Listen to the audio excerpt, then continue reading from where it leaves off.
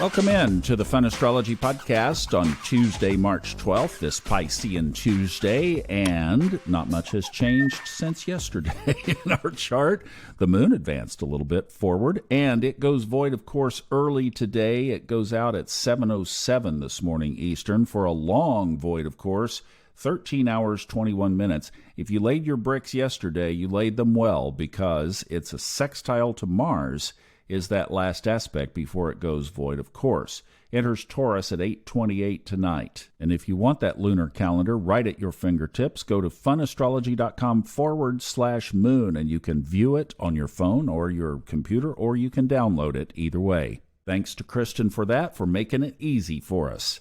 Now, I wanted to talk about, as we set up yesterday, this focused energy, because we were talking about the stack of planets that we've been anticipating here, and we are there. Mark Edmund Jones, the brilliant writer and astrologer, he was a screenwriter and also an astrologer, and he left such a mark on astrology. He was ordained as a Presbyterian minister. He got a PhD from Columbia. In addition to the horary book, he also wrote about the Sabian symbols, and he wrote about these various chart patterns, one of which we are in now, called the bundle. The bundle is when all of the planets, basically, except for the moon, and like you don't count the south node and the vertex and the midheaven, but everything else is within the aspect of a trine, so within 120 degrees.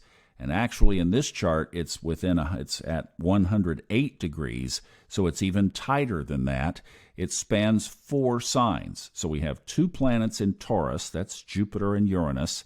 And then you go back to the other side, we have 2 left in Aquarius, that's Pluto and Mars. Everything else is in either Pisces or Aries. And after about the first week of April, most of the energy will be moving from Pisces into more focused into Aries. And with a lot of the things going on in the world, and we have the big solar eclipse coming up on April 8th, a lot of people are wondering how the world is going to handle all this Aryan energy. So let me just focus on the high timeline side here for a second. If you are on your highest path and you are trying to walk a spiritual walk, this is a great time. The sun is in Pisces for the rest of this week. Venus will remain in Pisces along with Saturn and Neptune, and it moves out on April 5th. So even though the sun dynamic, the sun energy, the sun power moves into Aries and will have more fire in the sky for sure, we still have this beautiful mix of Neptune, Saturn, and Venus remaining in Pisces. Mars will enter Pisces next Friday, so Mars stays in Aquarius.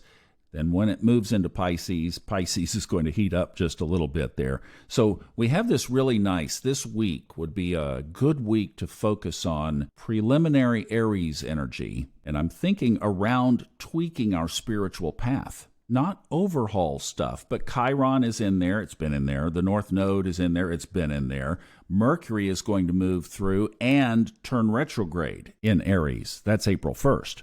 Now, another little subtlety here is as Venus moves through, all right, you kind of get this idea. Sun moves out next week, and then we have Mercury turning retrograde in Aries. And then Venus moves through Pisces. And as it does, especially as it gets in the middle and then toward the end of the sign, it's going to be in a direct sextile aspect to the Taurus planets, Jupiter and Uranus. But that's going to be in earnest next week. So that's the 2 benefics in a favorable sextile aspect. Venus ruling, of course, Taurus, sitting in Pisces, a very spiritual sign. See where I'm going with this? This is where I'm saying is, even though the sky is quiet, we need not to be quiet right now because we have this about 2 to 3 week window where we really can make some spiritual progress. So the thing is, tune into your inner guidance. Really listen to the voice. I did a podcast on subconscious mind mastery. It's number 298, so it's a little ways back, but not too far back. And it was called The Voice. And I would really highly suggest you go back and listen to that because that is, in essence, what is center stage right now. And that's what we want to be tuning into. When I turned 50 and had a Chiron return, major, massive changes in every area of my life, all documented in that podcast. the number one most important and significant, highest value thing that I did was learn how to tune into the intuitive voice. And that episode 298 gives you a story, an analogy story that basically explains listening to that voice on a constant basis and just how important it is.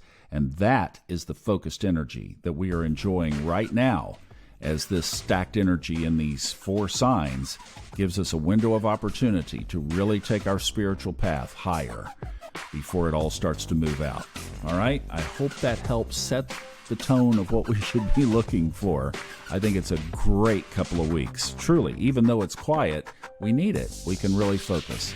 Have a wonderful day. I'll be back tomorrow. We're not going to stop. We're going to keep right on going. So I'll see you back for Hump Day tomorrow. Have a great Tuesday.